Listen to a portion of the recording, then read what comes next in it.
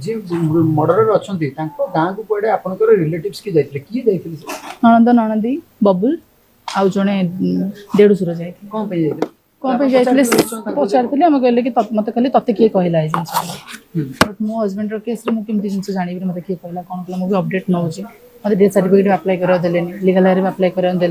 but मो हक टाक तो तुम नहीं पार ना मुझे तुम हक मागुनि माने प्रॉपर्टी मागुनि मो बापा देथिबा जिंस मागुचे ना आज भी आपन देखते मैं सेति बर्तमान आप लीगल हेयर रे ना आपन रहिल ना रहिल हाँ केमती रही मु कौन मीडिया वाला बहुत सारा लोग कहते कि तुम सो कॉल्ड वाइफ मु मो हजबैंड को लीगल वाइफ ना कि so called wife so called wife जब हेबी मो जिनटा केमती नहीं था मो हजबैंड को मो वाइफ कि कौन थी से आपण मैंने सब जिन देखी वीडियो माध्यम से मत के भल पाते कौन करते मुझे से जिन कहबिनी